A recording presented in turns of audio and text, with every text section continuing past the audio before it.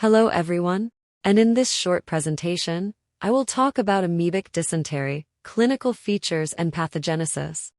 Amoebic dysentery is an intestinal infection caused by a protozoan parasite called Amoeba histolytica. It remains one of the most common causes of severe diarrhea in developing countries, especially where sanitation is poor and clean water is limited. Amoebic dysentery refers to inflammation of the intestine that leads to bloody diarrhea. The infection starts when a person consumes food or water contaminated with E. histolytica cysts. Once inside the intestine, the cysts transform into active forms known as trophozoites, which can invade and destroy the intestinal tissue. According to the World Health Organization, millions of new cases appear each year, and thousands of people die from complications of this disease. It mostly affects tropical and subtropical areas, such as parts of Asia, Africa, and Latin America. The clinical features depend on the severity of the infection. In mild cases, patients may experience abdominal discomfort, loss of appetite, and diarrhea.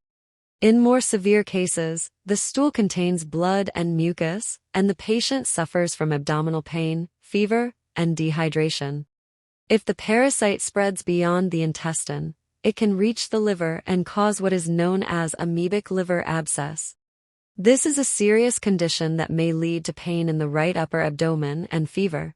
Let's take a closer look at the pathogenesis or how the disease develops. When the cysts are swallowed, they pass through the stomach and reach the intestine. There, they release trophozoites that attach to the lining of the large intestine using surface proteins. The parasite secretes enzymes such as cysteine proteinases which damage and dissolve the tissue. As a result, ulcers form in the intestinal wall. These ulcers have a typical flask shape. This tissue destruction causes bleeding and inflammation, leading to the bloody diarrhea seen in patients. Sometimes the trophozoites enter the bloodstream and travel to the liver, forming abscesses filled with necrotic material. Diagnosis is usually made by examining stool samples under the microscope to detect trophozoites containing red blood cells. Modern tests such as PCR and ELISA can also help identify histolytica precisely. Treatment often includes metronidazole or tinidazole to kill the parasite, followed by another medication to remove any remaining cysts from the intestine. The best way to prevent amoebic dysentery is by maintaining good hygiene. People should avoid drinking untreated water and always wash fruits and vegetables carefully.